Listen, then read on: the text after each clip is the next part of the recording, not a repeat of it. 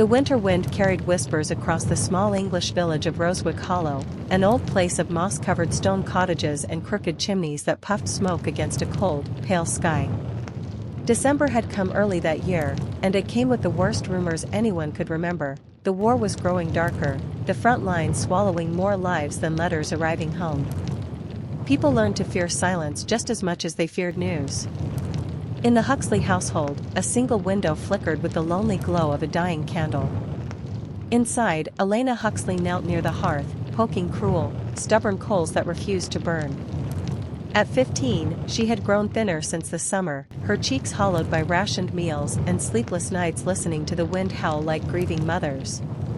Her older brother, Samuel, had left for France 8 months ago, marching proudly in a new uniform, promising to write every week and come home a hero. He carried his father's old pocket watch, polished until it shone like a silver moon. Elena remembered that day with aching clarity. The sun had been warm then, and the world had still felt safe. Now, Elena wrapped her mother's frayed shawl tighter around her shoulders. She stood and moved toward the frosted window, tracing a circle in the condensation with her fingertip. The lane outside lay silent, covered in white. Even the birds had stopped singing. Only the occasional wagon wheel creak or distant shoveling broke the quiet. Her mother, Margaret Huxley, was a seamstress by necessity, repairing coats and stitching gloves for neighbors who paid with food scraps instead of coin. War had drained wealth from every home, leaving only necessity behind. "Come sit, Elena," Margaret murmured in a voice heavy with exhaustion. "Save your strength. We've only a little bread for supper tonight. I don't want you fainting again." Elena nodded but didn't move. Her eyes stayed fixed on the snowy road. "What if a letter comes?" she whispered. Margaret's hands froze over her sewing needle. She closed her eyes briefly before replying. "Then it will come whether you're at the window or not." But they both knew the truth. It wasn't letters that haunted their thoughts, it was telegrams. Telegram boys rode through villages like ravens, delivering the worst news imaginable. Every household prayed the boy would pass by without stopping. Every child listened for wheels crunching through snow in dread. Elena stepped away at last, settling beside her mother and the tiny fire. The warmth was barely a kiss against the brutal cold. Margaret tried to smile, lifting the shawl to wrap around both of them.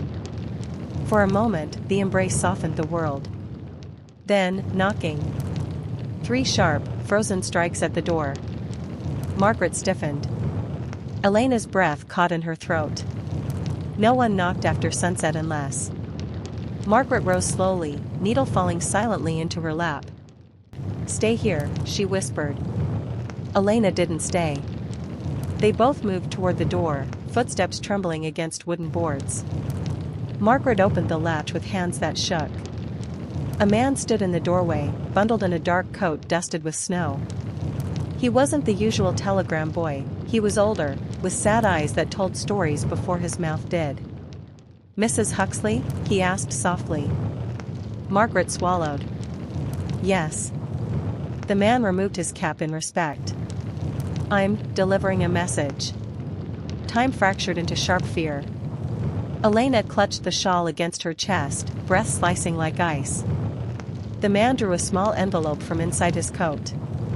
Its corners were bent, as though even the snow had tried to soften its blow. He held it out with reverent caution, like handing over a piece of someone's heart. Margaret's eyes burned with tears she refused to shed. Her voice was tight. "Is it about my son? About Samuel?" The man hesitated. And in that hesitation, Elena's world wavered. "It's from the War Office," he answered. Elena choked back a gasp. Her mother's hands remained still, refusing to take the envelope. The man stepped forward gently. "It doesn't say he's gone. Only that his unit faced heavy artillery near the Somme. Many are missing. They are still searching." Still searching. 2 words sharper than bullets. When Margaret's fingers finally grasped the telegram, her knees nearly gave way. The man offered a quiet apology before retreating into the snowy dusk. His lantern bobbed away, swallowed by darkness. Margaret shut the door without strength. She leaned against it, head bowed. "He promised," Elena whispered. "He promised to come home." Her mother didn't answer. Instead, she pressed the telegram to her chest, as though holding it tighter might change the truth sealed inside. Elena tore away from the fear closing around them and ran into the bedroom she shared with her mother. She dove beneath the thin blankets, clutching a pillow that still smelled faintly of lavender from happier days. She bit back sobs, trying not to imagine Samuel alone in the snow, his uniform soaked with mud and blood, reaching for home. Rosewick Hollow changed after that night. Neighbors lowered their voices when passing the Huxley's cottage. The butcher slipped extra bones into their basket, and the baker pretended his loaves had shrunk so he could justify selling them cheaper. Pity tasted nearly as bitter as fear. The village church held prayers each morning, prayers for sons and husbands swallowed by distant trenches. Winter deepened, cutting into people's bones like cruel steel. Ice glazed the wells. Wind threatened to tear the roofs from houses built for milder times. Elena visited the market square every day to check the courier station. She skimmed the bulletin board crowded with lists of missing regiments and supply shortages. Posters shouted bold promises. Victory soon. Fight for king and country. But all Elena saw were the dates, how long the war had dragged on and how far away hope had marched.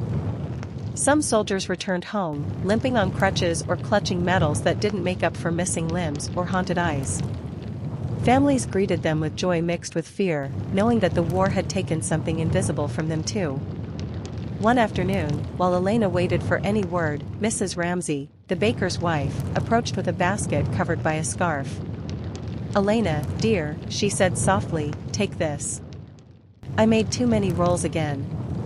Her warm smile strained around the edges. Elena looked at the generous basket, her pride stinging.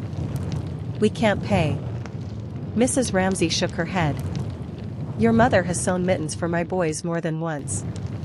This is only fair." Elena accepted the basket with shaky hands. "Thank you," she whispered. "You stay strong," the baker's wife murmured. "Your brother will come home." "My own brother went missing twice before turning up. Soldiers have a habit of surprising us." Elena forced a hopeful smile even though her heart felt frozen. She hurried home, boots crunching through piled snow. Inside the cottage, her mother sat staring at the empty stool where Samuel used to sit, polishing his boots after chores. The telegram still lay on the mantel, edges curling, message cold and unmoving. "I brought rolls," Elena announced with pretend cheer. Margaret looked up at her daughter's brave eyes and pulled her in for a hug. "You are my warmth in this winter," she whispered. Elena rested her head against her mother's shoulder, and in that quiet moment she made a vow, not spoken aloud, but pulsing fiercely inside her. "Samuel is alive. He has to be alive. And I will write to him every day until he comes home." That night, while the wind rattled the windows like fingernails trying to claw inside, Elena lit a candle and sat at the small wooden desk in the corner of the room. She took out the last sheet of good paper they had, along with Samuel's favorite pen, a gift from their father before he passed. The nib scratched across the page. December 14, 1916. My dearest brother Samuel. We received news that your unit is still engaged near the Somme. They say some soldiers are missing, but I know you. You are stronger than any winter. You will come home to us. I believe this more than anything. The snow here has covered the farm fields. Mother and I are doing our best. We miss you terribly. I keep thinking of the summer we climbed that old oak tree and you promised to show me the world one day. You said adventure was calling. Come back soon. We save your seat by the fire every night. With all my love. Elena. She folded the letter carefully, placing it into a worn envelope. She didn't know where to send it, missing soldiers had no address. But sending it felt like breathing again. As she slipped beneath her blankets, Elena imagined Samuel reading her letter in a trench dug into frozen mud, perhaps smiling, perhaps holding the page close to stay warm. That image rocked her into sleep. Morning brought no peace. Sleet hammered the rooftops, and fog swallowed the horizon. Elena bundled herself in layers and trudged outside to gather fallen branches for the fire. Across the lane, Mr. Price, the blacksmith, was chopping wood with a kind of angry desperation, sweat freezing on his brow. His son, Arthur, had enlisted the same week as Samuel. He hadn't sent a letter in over a month. "Elena," he called hoarsely as she passed. "Tell your mother I'll bring a cart of firewood by later. The chimney sweep owed me a favor." Elena offered a grateful nod. People here took care of their own because the war had made them understand what losing felt like. As she carried a bundle of branches back home, a small group of men passed by, local council members discussing supply lines and ration schedules. "Harbors are frozen," one muttered. "Ships delayed. We might not receive new grain shipments for weeks." "Then what? Half the village will starve before spring," another hissed. Elena clutched the branches tighter, heart quickening. She thought of the thin rolls from the baker's wife. Would there be anything left to buy soon? When she entered the cottage, her mother sat near the fireplace, turning the telegram over and over in her hands, as if expecting new words to appear. "We have to stay warm," Elena insisted gently. "Mr. Price is bringing wood." Margaret nodded but didn't look up. "Elena," she whispered after a long silence, what if he's truly gone?" The question broke the room like shattering glass. Elena knelt beside her mother, gripping her hands fiercely. "No," she said with fire in her voice. "Samuel is alive. And until we hear different from him, nothing else can be true." Margaret stared into her daughter's determined eyes. Something inside her softened, a flicker of strength rekindled by youth that still dared to hope. "You're right," she murmured, smoothing Elena's hair with trembling fingers. "You're right." But when Elena left the room, Margaret pressed the telegram to her lips and prayed to a silent heaven that hope would be enough. Days passed in slow agony. No new messages came from the War Office. Every morning, Elena walked to the market square and searched for Samuel's handwriting among the piles of envelopes. Every night, she wrote him another letter. December 18th. "We're making stew from turnips and onions. It's not very tasty, but I'm pretending it is. Mother says I must keep cheerful for you." December 21st.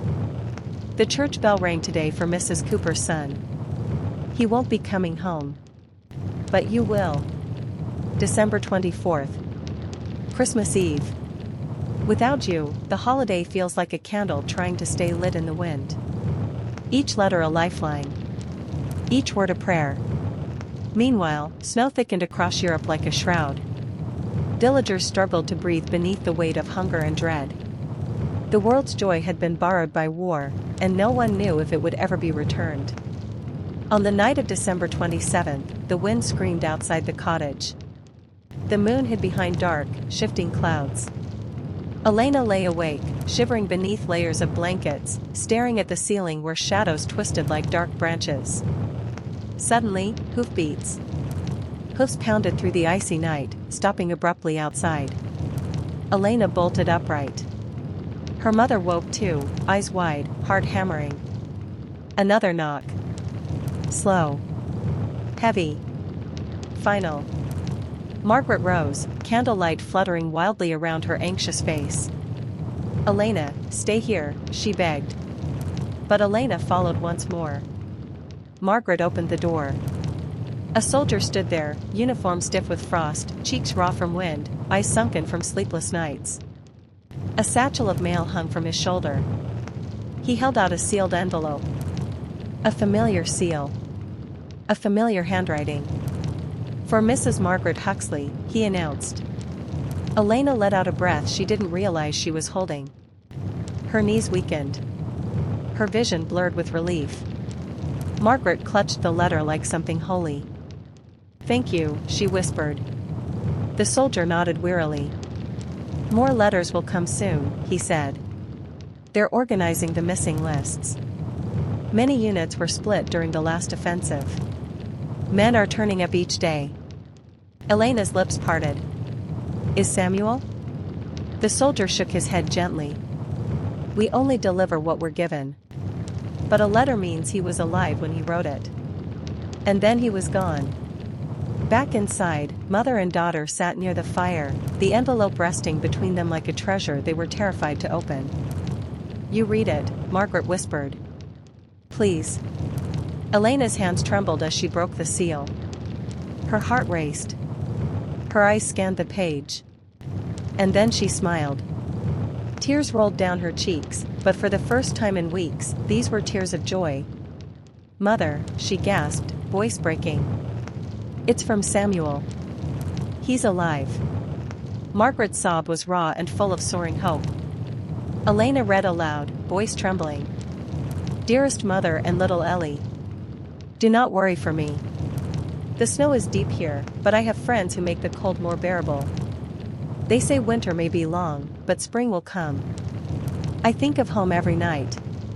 I will return. I promise. Your Samuel." Elena pressed the letter to her heart.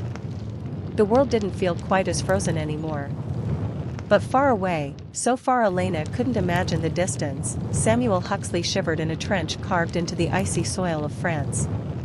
Snow fell silently upon abandoned rifles and bodies half buried in mud. The sky glowed faintly with the reflection of distant artillery flashes. Samuel huddled beneath a torn blanket, clutching the watch his father had given him. His breath misted into the air. "Soon," he whispered to himself. "Soon I'll go home." Yet even as he spoke, the roar of guns thundered again across the Western Front, swallowing hope into the night. Snow tasted like gunpowder on the Western Front. Every breath Samuel Huxley drew seemed to freeze before it reached his lungs. He shoved his hands deeper into stiff wool gloves and leaned against the muddy wall of the trench, feeling the icy boards creak beneath his weight. The world around him was nothing but white skies, white breath, white fields stretching toward the enemy lines. Winter had claimed everything except the thunder of war. "Oi, Huxley," came a voice roughened by cold and exhaustion. "Quit staring at the sky like a poet. Snow ain't gonna write back." Private Thomas Whitlock, Tommy for short, flashed a crooked grin as he stomped over, boots cracking frozen puddles. His uniform, once sharp and proud, now hung in soaked rags. His scarf, knitted by a sister back home, was so coated in frost that it might as well have been armor. Samuel forced a weak smile. "Just making sure the sun hasn't disappeared forever." Tommy snorted. "If it had any sense, it would have run off months ago." A distant boom rolled across the horizon, like a giant clearing its throat. Neither of them flinched. They'd become too familiar with the artillery that came day and night without mercy. Samuel squinted through a slit in the trench wall, watching pale figures shuffle along the parapets ahead. British troops moved like ghosts, rifles slung low, bodies hunched against the cold. Somewhere beyond the fog and smoke lay the German trenches, and death waiting patiently. "How's the hand?" Tommy asked, nodding toward the bandage wrapped around Samuel's knuckles. Samuel flexed his fingers, pain shot through them like broken glass. "Still attached." "Good. Can't fire a rifle with frostbite, and I'd hate to be shot by a German because you couldn't feel your fingers." Samuel let out a breath that almost resembled a laugh. The soldiers' shelter, if it could be called that, was a zigzag maze of planks, sandbags, and mud frozen into jagged shapes. Rats darted across their boots, fat from feeding on what winter and war left behind. The smell of rot clung to everything, even hope. A whistle shrilled from the command dugout. "Gather up," someone shouted. Samuel and Tommy joined a group of men huddled in the narrow path between walls. Lieutenant Graham, cheeks red with windburn, stood before them trying to look stronger than he felt. "We've received new orders," he announced, holding a sheet of paper that flapped violently in the wind. "We move out to reinforce the lines near Beaumont at dusk. The Germans have been testing our flank. Expect skirmishes." Groans echoed through the trench. Tommy leaned close. "Brilliant. More walking through snow that wants us dead." Samuel's stomach clenched. Leaving the trench meant crossing open land, where every snowflake seemed to carry a bullseye. The lieutenant continued, check your rifles. Keep your heads low. And remember, lads, spring will come. Men muttered curses under their breath. Spring felt like a myth invented to keep them marching. Hours later, with daylight fading into a bruised purple sky, Samuel trudged through snow that reached his shins. Each step felt like pushing through a frozen swamp. Ice cracked around his boots, mud sucked at the soles. His breath puffed out in ragged bursts, stealing warmth from his lungs. The group spread out in a slow crawl across no man's land. Beneath the snow, the ground hid horrors, barbed wire and craters filled with icy water. Somewhere below the surface, hands of the fallen reached toward them in silent warning. Tommy's voice drifted softly. Remember summer? Barely, Samuel muttered. Back home, my ma used to complain about heat melt in her butter. I'd kill for melted butter right now. Samuel imagined his mother's kitchen, the smell of fresh bread, the clatter of plates, things he once took for granted. Warmth had become a memory rather than a feeling.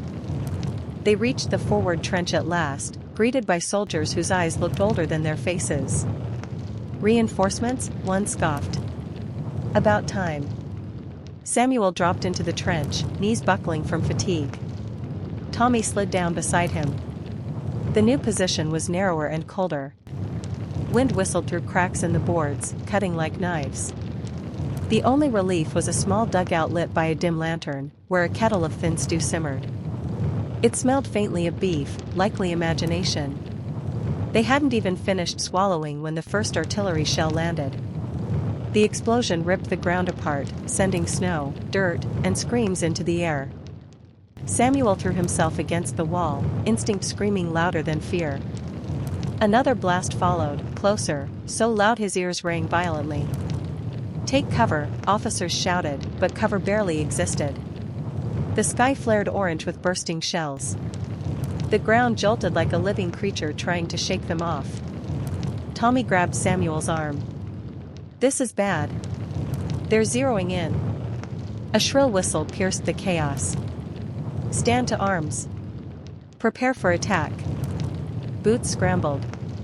Rifles clicked. Samuel's hands trembled as he chambered around, praying the trigger would obey when pulled. Then the world fell quiet, terrifyingly quiet. Silence on the front wasn't peace. It was the inhale before war exhaled fire. Shadows emerged from the fog, dark silhouettes advancing with bayonets fixed. Germans, someone screamed. Gunfire erupted. Bullets snapped through the air, slicing chunks of wood and flesh. Samuel braced his rifle against the trench edge and fired. A figure collapsed, swallowed by white. Tommy fired beside him, jaw locked in fury.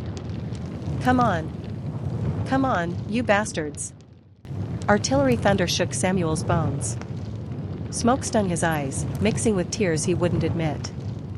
Then, something hit close. A piece of shrapnel tore into the parapet, blasting splinters into Samuel's cheek. He stumbled backward, ears ringing. Through spinning vision, he saw a German soldier leap into the trench.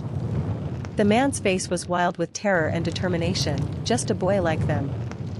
Tommy tackled him. Metal clashed against metal. Mud splattered. Two lives wrestled for their future. Samuel tried to raise his rifle, but his numb finger slipped. His heart seized. He lunged forward, grabbing the German's arm. Tommy twisted, disarmed the attacker, and struck him down with brutal desperation. They stood panting, eyes wide, alive by inches. But war wasn't done with them. A deafening blast hurled Samuel through the air. The ground slammed into him, and everything went dark. Samuel woke to voices muffled by ringing ears. Still breathing. Get him inside. Cold was the first thing he understood. Cold like drowning in snow. He blinked until shapes formed. He was on a stretcher being carried through the trench. Tommy stumbled beside him, face smeared with soot and fear. You idiot, he muttered, voice cracking. Don't you dare die. I'm not telling your mom, understand? Samuel tried to speak but coughed instead, dust and pain filling his throat. They were lowered into a dugout where lanterns cast trembling light upon wounded men lying shoulder to shoulder. The air stank of blood, gun oil, and hopeless prayers. A medic knelt beside him. Shrapnel in his shoulder. Not too deep. Lucky lad. Lucky. War twisted the meaning of that word. The medic cleaned the wound, bandaging it tight. Samuel's teeth chattered uncontrollably. "We'll keep you here tonight," the medic said. "Dawn's expected to be quiet." Quiet. Another lie soldiers told each other to survive. Tommy handed Samuel a battered flask. "Drink. It's nasty, but it'll warm you." Samuel swallowed and coughed as whiskey burned down like liquid fire. Tommy's voice softened. "You were brave, mate." Samuel shook his head weakly. "I was terrified." "We all are," Tommy replied. "Bravery's just fear with better aim." Outside, the guns quieted at last. Snow fell again, slow and endless, covering death like a fresh sheet on a bed no one wanted to lie in. Samuel stared at the trench ceiling, every nerve aching. His thoughts drifted home, toward candlelight, his mother's embrace, Elena's stubborn hope. Would he ever see them again? He reached for his father's pocket watch, still tucked inside his coat. The silver casing was dented but intact. He breathed a sigh of relief. Inside the watch's lid was a tiny photograph, him at age 12, smiling awkwardly beside Elena, both barefoot in summer grass. The memory felt like a dream stolen by winter. Tommy noticed the photo and smirked. "Your sister? Looks a bit like you but prettier." Samuel chuckled weakly. "Elena. She writes to me every day." "Then you damn well better write back," Tommy grinned. "Wouldn't want her to think the war ate you." Samuel tried to smile but emotion tightened his throat. He whispered, almost to himself. "She's the reason I'm fighting to go home." Tommy laid a hand on his uninjured shoulder. "And you will. Just hang on a bit longer." Samuel shut his eyes. But rest offered no peace, only flashbacks of gunfire and snow-stained red. Later that night, while most soldiers slumped in uneasy sleep, Samuel pulled himself upright. He found his writing kit at the bottom of his pack, miraculously undamaged. By a lantern's weak glow, he wrote with fingers stiff from fear and cold. December 29, 1916. Dearest Mother and Ellie. If this letter finds you, then know I am still here. The winter is cruel, but we are holding. I think of you both every hour. The snow makes everything quiet, except the guns. Even so, I am alive. And I will return. I promise you that again and again. Do not worry if letters are slow. We move often. Your Samuel. He sealed it with a shaking thumb, then tucked it close to his heart. Outside, the wind keened like widows mourning across fields they'd never see. Samuel huddled deeper into his coat, refusing to let fear win. He whispered into the darkness. For her. For home. Morning came like a faded bruise. The bombardment resumed with relentless rhythm. Orders arrived, new trenches to fortify, new positions to defend, new names to replace those lost overnight. Samuel limped through routine, loading crates, repairing wall planks, clearing debris. His shoulder throbbed, but he ignored it. Tommy handed him a tin mug of weak tea. Keeps your soul from freezing. Barely. Samuel sipped. Warmth trickled into him like hope trying to stay alive. Suddenly, a shout came from the communication trench. Mail call. Men scrambled faster than when bullets flew. Letters meant life. Samuel stood still, breath suspended, until the courier approached. Huxley. Letter for you. A single envelope. Elena's handwriting. His frozen heart ignited. Hands trembling, he tore it open. December 21st, 1916. You will come home. I know it. The snow here makes everything quiet, but I hold on to your promise. I believe in you with all that I am. Samuel stared at her words, warmth blooming where cold had lived too long. Tommy elbowed him. See? Told ya. You're too stubborn to die. Samuel smiled. For the first time in weeks, hope felt real. Night fell again, an unavoidable certainty. Samuel and Tommy took their turn on watch, eyes scanning darkness that hid too many threats. Tommy? Samuel murmured. Yeah? When this is over, what will you do? Tommy shrugged. Go home. Eat meat pies. Sleep a month. Maybe stop jumping every time someone drops a spoon. And after that? Tommy's voice softened. Live. Samuel nodded. Yeah, he whispered. Live. For a moment, silence existed without fear. Then the wind changed, carrying faint German shouting across the snow. The guns hadn't spoken yet, but both sides listened. Waiting. Planning. Bleeding. Samuel gripped his rifle tighter. The war was far from over. And winter had only just begun adding names to its list. The wind that night was merciless. Arthur pressed his back against the frozen wall of the trench while icy flakes spiraled from the blackness above. The war had stolen comfort from them long ago. Blankets were wet, clothes stiff with frost, and the ground below their boots felt more like a grave than earth. A whistle sounded in the darkness, not the shrill command of charging, but the eerie howl of the wind slicing through barbed wire. Even so, every noise made Arthur tense, fingers tightening around his rifle.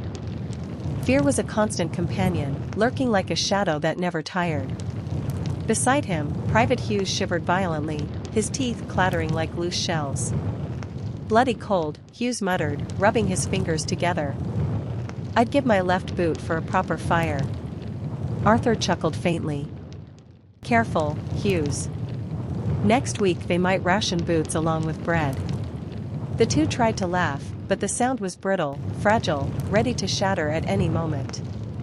The officer on duty passed by, nodding at them. Keep sharp. Huns aren't sleeping, he said through a chapped voice before trudging farther down the narrow trench. Arthur exhaled a cloud of white breath. The trench smelled of damp wool, mud, and smoke. Letters poked from pockets like fragile lifelines, reminders of the world beyond these walls of earth and misery. His gloved fingers reached subconsciously for Lily's letter. He didn't need to take it out, each word had already carved itself into his memory. I believe you'll come home. The simple line had more power than rifles or artillery. It was hope wrapped in ink. Across the trench, a rumble echoed.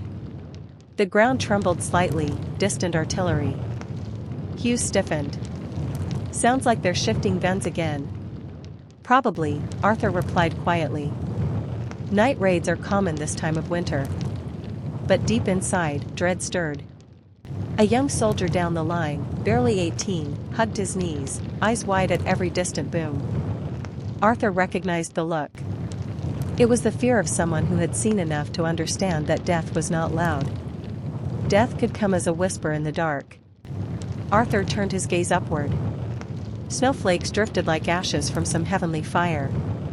The sky glowed faintly, stained by the reflections of distant flares and burning rubble. This war was supposed to be glory. At least, that's what the posters had promised. Music, flags, and proud speeches full of lies. Heroism was advertised as easy: stand tall, be brave, come home a warrior. But nothing in the posters had mentioned how cold the ground would be. Nothing had warned about the silence that followed screaming. Nothing had said how many would never come home at all.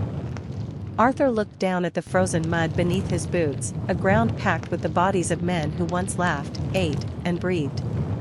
Somewhere beyond the trench walls lay a no-man's land blanketed by snow, hiding horrors beneath its pure facade. War was a winter that refused to melt. Boy, Hughes nudged him, pulling him out of his thoughts. Don't wander off in that head of yours. That's how ghosts get ya. Arthur offered a small smile. I'm thinking of home. Home, Hughes repeated, the word almost mystical. My mum used to make a stew so thick a spoon could stand upright in it. Haven't tasted anything like that in months. What I'd give for a warm supper, Arthur murmured, rubbing his numb hands. And tea. Just one cup. Luxury, Hugh smirked faintly. He leaned back, staring into the night as though imagining his mother's kitchen. If only they could stay in those memories, even for a moment. A soldier from their unit climbed up with a box under his arm, tins of rations. The tomatoes printed on the tins felt like a cruel joke. The contents inside were a pale, tasteless paste that clung to the tongue like regret. Dinner, the soldier announced, setting the box down. Don't all rush at once. But hunger beat pride every time. Arthur took a tin with cold fingers and cracked it open with his dagger. The smell made him grimace, but he swallowed anyway. Fuel, that's all it was. Something to keep the heart beating another night. As he ate, he felt the letter in his pocket again. So he pulled it free, carefully, reverently, like a stolen piece of summer. The paper was creased and stained at the edges. Tiny smudges formed where his thumb always rested. The handwriting, rounded and gentle, was the only soft thing left in his life. Dear Arthur. I miss you so much already. He read a few lines, then closed his eyes and imagined Lily leaning over a candle, writing the words with hope and worry in equal measure. Did she shiver as she wrote? Did she stare out at the snow like he did? How was home now? Was the fire still lit? Was the cottage still warm? He tucked the letter close to his chest, right over his heart, the safest place he knew. A sudden flare streaked into the sky. Red. Then a whistle cut through the air. Everyone froze. Hughes, Arthur began. I know. More whistles, sharper, closer. Then thunder erupted. Shells slammed into the distant ground with explosive fury, sending plumes of snow and earth high into the air. Sparks lit the sky as if hellfire had torn through the clouds. Take cover, an officer shouted. Arthur yanked Hughes down as the walls shook violently. Frozen mud rained upon them, clumps thudding onto helmets. Men scattered, diving behind sandbags. A blast roared just meters away, the ground surged upward, showering them with bits of shattered timber and wire. Arthur's ears rang violently, but he forced himself up, rifle ready, eyes scanning the trench line. Figures appeared through smoke, German soldiers rushing forward with bayonets. They're coming, someone yelled. Gunfire erupted like a storm of steel, bullets slicing through smoke. Arthur fired blindly at first, then with aim once his hands steadied. He saw shadows fall, but he didn't know their names. He didn't want to. The young soldier who clung to his knees earlier now fired desperately, tears freezing on his cheeks. Hugh swore loudly, ramming another bullet into his rifle. The world became frantic motion, running boots, shouted commands, clashing metal, bitter snow. Arthur's mind narrowed to survival, duck, aim, fire, endure. At some point, the charge faltered. German shouts retreated into the night. The ground stilled, as though the earth itself needed a moment to breathe. Silence crept back slowly. Not peace, merely the absence of noise. Arthur's hands trembled as he lowered his rifle. Hugh spat into the snow. Merry Christmas, lads, he said bitterly. War's gift. A medic hurried past, kneeling beside fallen men. Some groaned. Others lay unmoving, eyes wide at the starless sky.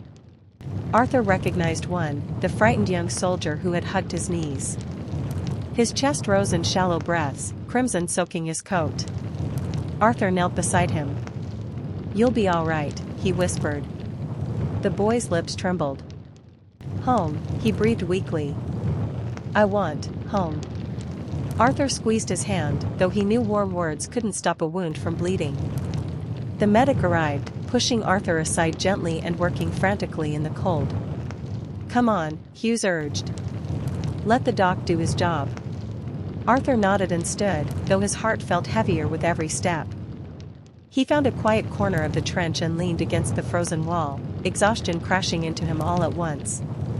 He needed warmth, anything to anchor him to life. A match flared inches from his face. Hughes stood before him, lighting a small candle they had scavenged earlier. It flickered violently against the wind, but held its flame. "Not much of a fire," Hughes said, "but it's got spirit." They huddled close to it, palms outstretched. Arthur stared into the trembling flame, fragile, stubborn, fighting against the cold that wanted it gone. In it, he saw Lily, her face illuminated by her own candle as she wrote to him in the quiet of their home. He closed his eyes, let the warmth soak into frozen bones, and whispered, "I'll come home."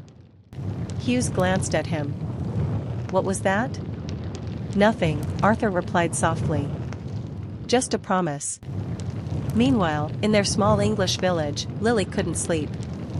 She sat by the window wrapped in a blanket, watching the snowfall silently bury familiar shapes, the fence, the path, the small garden that once overflowed with flowers. The night felt restless. The fire in the hearth crackled weakly. Her mother, asleep in the next room, breathed softly.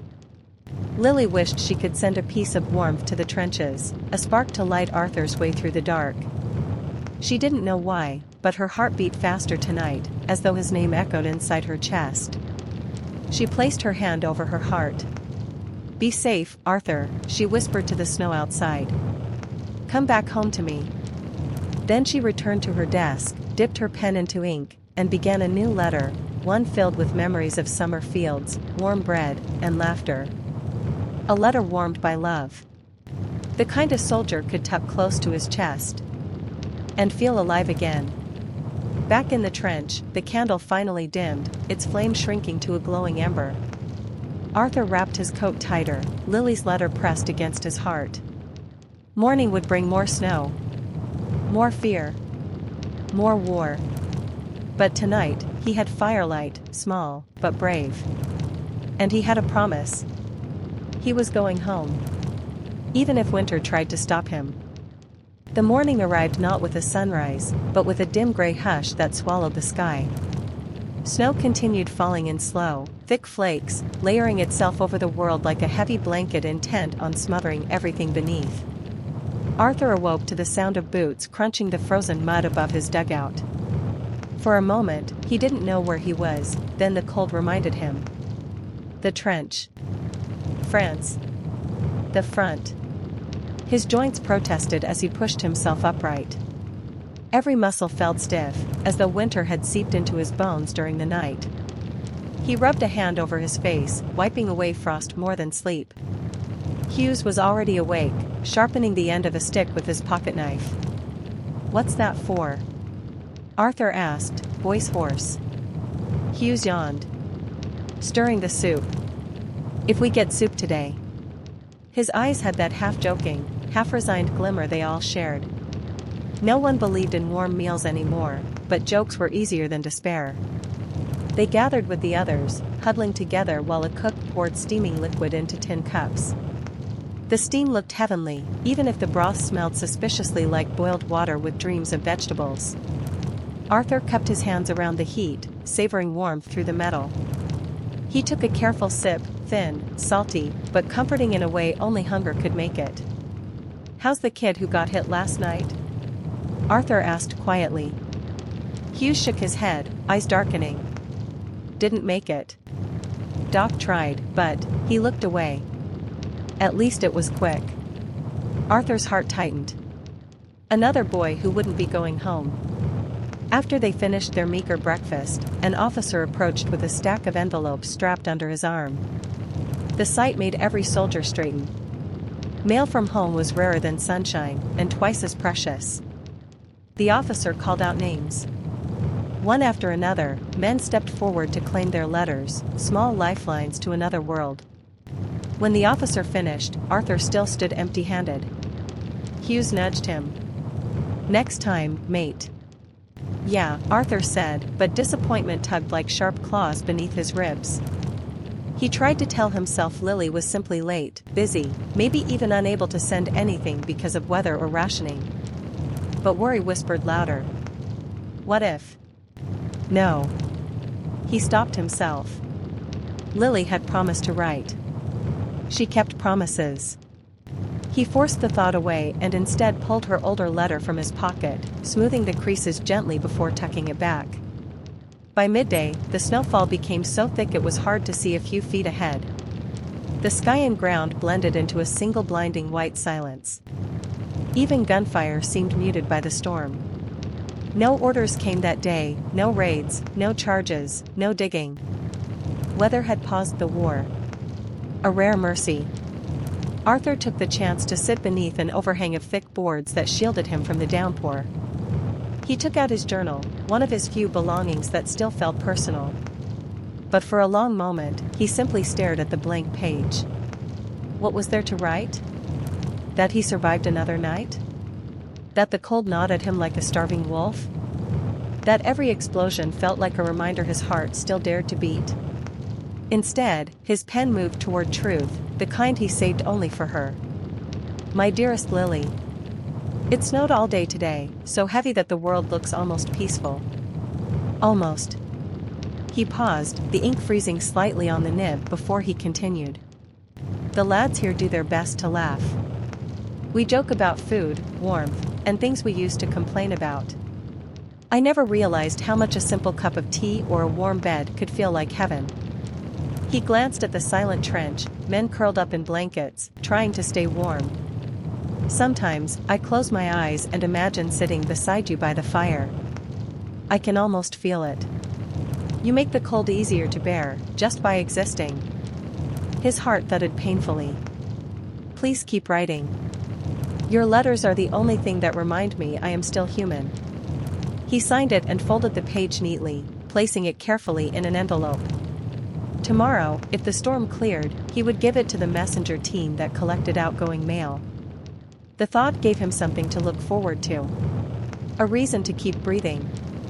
Back in England, the storm had reached Lily's village too, though gentler, dressed in soft, swirling flakes that danced around the rooftops.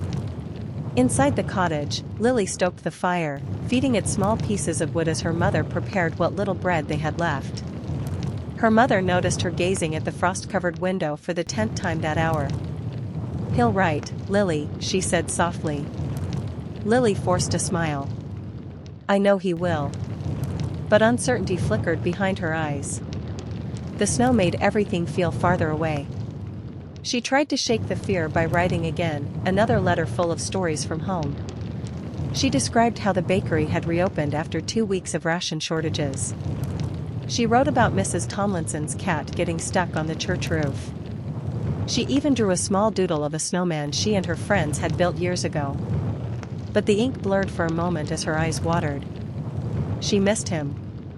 And the fear that letters might someday stop arriving made her breath stutter. She placed her hand over the paper, steadying herself. Arthur is stronger than winter. She repeated the thought, again and again, until her pulse calmed. Night arrived quickly at the trench, swallowing daylight before the soldiers were ready. The blizzard weakened, but the cold sharpened its claws. When the quiet settled, guilt and memories always crept louder. Arthur sat next to Hughes, sharing the faint heat of a smoldering coal kept alive under a tin. Hughes hummed a tune, something cheerful that didn't belong in a trench. What do you miss most? Hughes asked suddenly. Arthur thought for a moment. The warmth of a real fire. And fresh bread. And, he hesitated, a faint smile curling. Lily. Her laugh could chase away winter. Hughes grinned. A girl, eh? You'll have to introduce us once we get out of here. Arthur chuckled softly. If the war doesn't turn me into an old man first. Oh, it already has, Hughes teased. Look at those wrinkles. Arthur punched him lightly on the shoulder, and for a moment, they were just boys again, boys playing pretend with guns too heavy for their arms. But the night wouldn't allow them the illusion for long. A flare suddenly arced across the sky, bathing the trench in harsh white light. Everyone tensed. Rifles lifted. Ears strained. No movement. The flare fizzled out. Darkness returned. Arthur exhaled slowly, shoulders loosening. False alarm, Hughes whispered. Arthur nodded, but sleep was now impossible. Not here. not with the fear that a real attack might follow seconds later.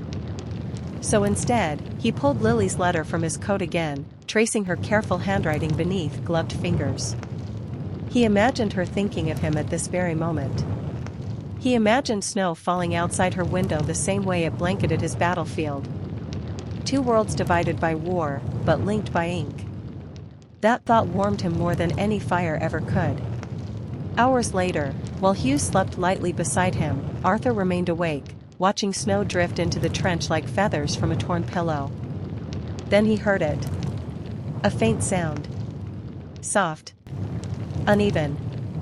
Crying.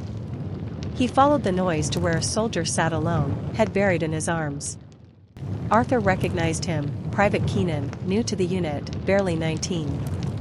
Arthur approached slowly. "Hey, are you all right?" The boy looked up, eyes red and terrified. "I don't belong here," he whispered. I thought it would be different." Arthur sank down beside him. "Everyone thinks that at first." "I can't stop thinking about home," Keenan said, voice breaking. "What if I never see it again?" Arthur swallowed hard. He wanted to promise safety, but lies were crueler than bullets out here. Instead, he rested a hand on the younger soldier's shoulder. "Think of one thing you'll do the moment you're back home," he said. "Something small. Something real." Keenan wiped his nose, thinking. "There's a bakery near our street. They make these warm buns with jam inside. I'd get one. Maybe two." Arthur smiled softly. "Then hold on to that. Let it pull you through the cold." Keenan nodded, breathing steadier now. Sometimes, survival wasn't courage. It was bread with jam. It was a girl's laughter. It was a letter held close to your heart. When Arthur finally lay down, he kept Lily's letter pressed against his chest, as though her words could shield him from the cold, the fear, the waiting. Above him, the sky churned with more snow, endless, merciless, indifferent. But despite the dark, despite the war, he closed his eyes with a small, defiant hope. Tomorrow, he would send his letter. Tomorrow, Lily would know that he was still alive. And as long as ink could travel across oceans of ice and blood, he wasn't alone. The snow fell heavier than anyone could remember. In Paris, the Seine had turned sluggish beneath slabs of ice, and even the birds avoided the rooftops where the cold wind carved through like a razor. Street lamps burned dim behind thick fog, a reminder that the city was trying, at least, to stay alive. Shops were shuttered. Bread cost more than silver jewelry did just 2 years before. Women in long coats queued for hours at bakeries only to receive a half loaf, too stale even to deceive hunger. Sophie clutched her scarf tighter as she stepped out of the post office, a new envelope trembling in her gloved hands. The cold gnawed through every layer of clothing like teeth. "My dearest Sophie. If the winter here is cruel, I fear the winter back home might be harder still." Edward's handwriting looked shakier than usual, the letter slightly crooked, as if his fingers fought frostbite with each stroke of his pen. She pressed the letter against her chest, breathing warmth into the paper as though she could reach him through the ink. Children nearby chased after a delivery truck that carried coal, what little coal the city still had to spare. One boy slipped on the ice and fell hard, but he got back up, scrambling desperately, his face too gaunt for a child of 8. Sophie wanted to help him, but she herself had barely enough to heat her flat for a few hours each night. She turned away, hating the feeling of helplessness that now seemed a part of daily life. The war had taken everything that once felt easy. Even church bells were silent. The priests saved fuel for the injured and the starving instead of melting snow from the bell towers. Sophie looked back down at the letter. At the front, Edward wrote from a frozen trench somewhere near Ypres. The world had become a monochrome nightmare, white snow, black mud, gray skies. The only colors came from scarves mailed by mothers and lovers, fading quickly under the relentless winter. Men huddled beneath wool blankets stiff with frost. Their breaths rose in clouds like ghosts escaping from their bodies before death could claim them. Some soldiers slept and did not wake again, not from gunfire, but from the cold itself, which slipped into their lungs and convinced their hearts to stop fighting. Edward's words carried the heaviness of someone who had seen too many final breaths. "Sophie, the cold here is an enemy of its own. Some nights, we pray not for victory, but simply to feel our toes in the morning. I dream of your hands warming mine by the fire." A sudden artillery blast in the distance rattled snow from the walls of the trench. Edward flinched, ink smearing across the page. The war never allowed a moment of peace, not even in winter. Cities drowning in silence. In Paris, the silence felt like fear. No music poured from cafes. No art returned to the galleries. Even the laughter of children seemed rationed, reserved for rare moments when hope managed to thaw. Factories had slowed production, coal was diverted for hospital heaters. Workers lined up for shifts that no longer existed. With every new telegram posted on the wall outside the town hall, mothers clutched their coats tighter, praying they would not see a familiar name. Sophie's neighbor, Madame Moreau, opened her door as Sophie passed by. A single candle flickered behind her. "You received news?" the old woman asked with a brittle smile. "Yes," Sophie answered softly. "He's alive." "For now," she didn't say aloud. A gust of wind blew snow across the stairs, and the candle nearly went out. "Every day I hope my son writes," Madame Moreau said. "But perhaps hope is too expensive now." Sophie wanted to deny that. She wanted to insist hope was the one thing still free. But her breath froze in the air before she spoke. And silence said enough. The struggle to stay warm. Nights grew colder. People burned furniture, broken crates, even old textbooks to survive. Ash drifted from chimneys like black snow. Sophie tried to keep her mind busy, mending uniforms for soldiers, helping refugees passing through Paris, writing letters she feared might be the last ones Edward would ever read. When she finally wrote tonight's reply, her fingers shook, not from the cold, but from the truth she tried to conceal. "Promise me you will endure this winter. Promise me you will come home. I do not know how much longer Paris can wait." She folded the letter carefully, as though the act alone could protect him. Out the window, snow continued falling, relentlessly silent. But the silence was loud enough to drown the whole city. Edward's night on the front. A medic rushed by carrying a stretcher, a soldier with lips turning blue, eyes half open as if searching for spring. Edward helped hold the stretcher steady as they climbed over icy sandbags. The man murmured something Edward couldn't understand, but one word repeated. "Home, home." If only wanting home were enough. Later, Edward sat alone beneath a tarp that did nothing to stop the cold. He pulled out Sophie's last letter, reading it under a flickering lantern. He touched the paper, imagining her warmth lingering there. He whispered into the frozen air. "I promise." A fallen snowflake melted on the page where her name was written, like a teardrop that didn't have time to freeze. Hope beneath the frost. There were rumors among the soldiers. A ceasefire on Christmas Eve. Songs drifting across no man's land. Men shaking hands instead of aiming rifles. It sounded like a dream too fragile for reality. But dreams were the only shelter stronger than wool and wood. Edward clung to the idea like a life raft. If soldiers could sing together, even just once, maybe the world could remember warmth. Maybe Sophie could keep waiting. Maybe Paris could survive another day. Maybe the snow would eventually melt. And beneath it, life would still be there, waiting to bloom. The wind howled through both France and the Western Front that night, connecting them through the cold. One letter at a time, their love refused to disappear. Even when winter tried its hardest to silence everything.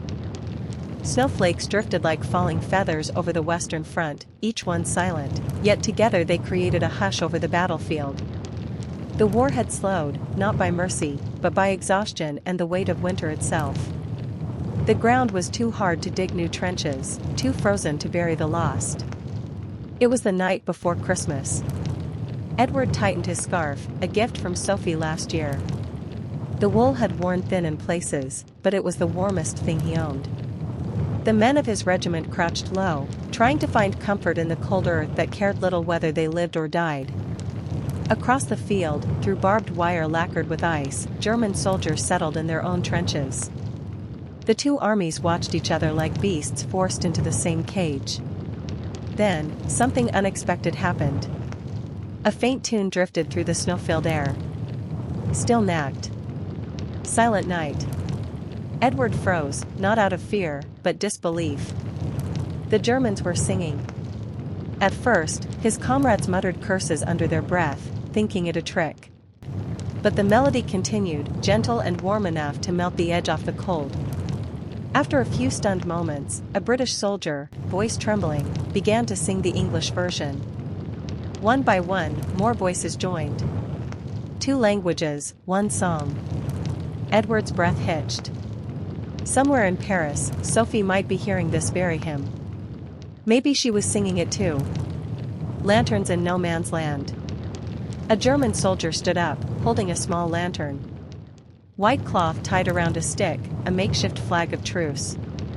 He stepped slowly into the open, hands shaking but raised high. Edward's commander shouted for everyone to hold still. But the German kept walking. And then another followed. And another. Finally, Edward climbed out of the trench. His boots broke through the icy crust of snow, and he found himself standing exposed under the moonlight, heart pounding, breath trembling. A German soldier stopped a few feet away and smiled nervously. "Merry Christmas," he said in accented English. Edward swallowed hard. "Merry Christmas." Hands extended. Gloves shook gloves. No bullets. No steel. No hatred. Only men. Freezing, scared, longing to feel human again. Gifts between enemies. They exchanged whatever they had. Buttons cut from uniforms. Cigarettes saved for better days. Chocolate bars shared in tiny pieces. Photographs of wives, mothers, sweethearts. Edward traded a few biscuits for a German officer's wool socks, threadbare but warmer than hope alone. They laughed at the absurdity of bargaining like merchants in a frozen marketplace of war. Someone produced a football, where it came from, no one knew. Laughter erupted as boots kicked through the snow, a clumsy game played between trenches that had consumed thousands of lives. For a moment, the battlefield was a playground. For a moment, the world remembered peace. Letters of hope. Later that night, Edward sat beside a small campfire where both English and German soldiers warmed their hands. He pulled out a fresh sheet of paper, wrinkled and damp, but still writable. He wrote, "Sophie, tonight I saw a miracle. Men who were enemies yesterday shared food and stories instead of bullets. If peace can survive one winter night, maybe it can survive a whole lifetime." His handwriting steadied. His heart beat warmer. He didn't dare hope too much. But he allowed himself this little bit. Snow melted around the fire, revealing green blades of grass beneath. Life, stubborn and secret, still trying to push through. Meanwhile, in Paris, Sophie lit a lone candle and placed it by the window, a tradition her mother had loved. A symbol that the lost could find their way home. The flame flickered against the frost-coated glass. Outside, Paris looked fragile, like a city carved from ice, always moments from breaking. Sophie hummed Silent Night, voice soft, eyes closed. When she finished, she whispered, "Wherever you are, Edward. Merry Christmas." She pulled her shawl close and stared at the snowy horizon, imagining him looking up at the same stars. The distance between them felt smaller tonight. The truce ends. Morning broke, and with it, command orders. The ceasefire is over. Return to your positions. No more fraternizing with the enemy. War resumes. Edward's heart sank. The Germans waved farewell from their trenches. Some called out promises. "We will meet again when the war ends. We will drink together in peace." Edward nodded, forcing a smile. But the guns reminded them of the truth. Peace here was not allowed to stay. Still, the memory of it remained. A tiny flame in a world buried under snow. Love as a keepsake. Before dawn, as soldiers crawled back into their trenches, Edward felt something lodged in his pocket. A small folded note, written in German. He asked one of the bilingual soldiers to translate. It read, "Keep hope. Winter does not last forever." Edward closed his eyes. Sophie had written something similar once. And suddenly, the cold didn't feel quite as deadly. The Christmas truce ended, but its warmth didn't. Not in the trenches. Not in Paris. Not in the hearts that kept writing letters through the bitterest winter Europe had seen. War would return in full force. But tonight would be remembered as proof that even the cruelest winter could not freeze the human soul. Winter softened, not much, just enough for the snow to loosen its grip. Icicles began to drip, forming tiny rivers along the edges of trenches. The wind still carried cold teeth, but somewhere far away, spring was preparing its return. Edward clung to that thought every morning. Yet the war did not melt so easily. Artillery screams split the air once more. Smoke replaced snowflakes. Where laughter once echoed during the Christmas truce, now came the thunder of shells and the cries of men rediscovering fear. The calendar turned. The new year arrived with more casualties than celebration. Still, Edward wrote, every night, even when his hands trembled too much to form perfect letters. Sophie, hold on just a while longer. I believe we are closer to the end than the beginning. War cannot last longer than love. He tucked the letter inside his coat, to be mailed when the trenches allowed. An offensive that changed everything. Orders came for a dawn advance. The ground, still half frozen, shattered under boots and explosions. Edward raced forward with his unit, heart pounding, legs numb. Machine gun fire carved the air into deadly lines. A soldier beside him fell, no scream, just a thud into the mud. Edward kept running. He thought of Paris. He thought of Sophie's candle in the window. He thought of spring grass stubbornly growing beneath winter's weight. A blast struck close, too close. The world spun into white. Paris waits. Days passed. Sophie waited by the post office, gloves threadbare, lips chapped by cold winds. Each time mail arrived, hope surged, then shattered. No letter. Not one. Rumors of heavy casualties at the front reached Paris. Women whispered in fear as they traced lists of the missing, searching desperately for names they prayed would not be there. Sophie returned home and lit her candle again, even though she had almost no wax left. The flame flickered against the frost, trying to be brave for her. She wrote, Edward, I believe in you. I believe you survived. Please come home to me. I haven't saved all my warmth for nothing. She mailed the letter though she feared it might never find him. Beneath the snow. Edward opened his eyes days later in a field hospital, dizzy, wrapped in bandages, lungs aching. A medic noticed him waking and smiled faintly. You're lucky, he said. Your friends carried you out. Frostbite was close to winning. Lucky, Edward thought. Though his body felt like a battleground on its own. His hands reached instinctively for his coat. The letter for Sophie, still there. Relief washed through him like the first hint of spring. The armistice rumors. Whispers spread like wildfire. The war might end soon. Soldiers dared not celebrate, it felt too fragile. But each rumor added a spark to hearts long frozen. Edward's unit prepared to move again, not for battle, but for repositioning, defensive only. A sign that high command anticipated negotiation. He smiled for the first time in months. That night, he wrote again. Sophie, the world is changing. I think the snow is finally beginning to thaw. I am fighting only to live now, nothing more. When this ends, look for me at the station. I'll be the man running toward you. He sealed the letter with shaking fingers. The journey back. The day finally arrived. Not through victory, but through exhaustion, nations could bleed no longer. Guns quieted. Flags lowered. Men stared at each other in disbelief. No roar of triumph.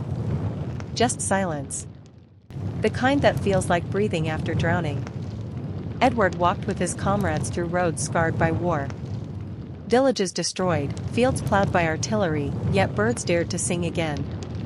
Tiny flowers pushed up beside craters. Life, stubborn as always. At each stop, soldiers were released to return home. Edward counted the miles to Paris with every heartbeat. The station. Snow still clung to the corners of the train platform when he arrived. People crowded together, crying, searching, screaming names into the wind. Edward stepped down, weak but moving. "Sophie." His voice cracked. Then, there she was. Standing near the old station clock, scarf blowing softly, hands clasped tightly as if holding her own heart still. Their eyes met. She gasped, then ran. Edward opened his arms and she collided into him with a sob that shook them both. He buried his face in her hair, inhaling a scent warmer than any fire. "You came back," she whispered. "I promised," he answered. "The last letter." Sophie pulled something from her pocket, the letter Edward wrote on Christmas night, worn from being read countless times. "And I kept this," she said. Edward smiled, reaching into his coat to reveal the letter he had nearly died protecting. "They survived like we did," he said quietly. They held the two letters together, proof that even in winter's darkest hours, love kept writing its own survival. When snow melts. Weeks later, the streets of Paris filled with spring sunlight. Bakeries opened again. Children played. The Seine flowed freely without ice. Sophie and Edward walked along the riverbank, fingers entwined. War would remain a scar, one the world must never forget. But life continued. Snow melted. Grass returned. Songs filled cafes again. Hope reclaimed its home. Edward kissed Sophie's forehead and whispered, "We lived through the winter. Now let's learn how to live through peace." She smiled through grateful tears. And together, they stepped into a future that had once seemed impossible. Beyond the trenches, beyond the silence. Beyond the letters written in fear of never seeing tomorrow.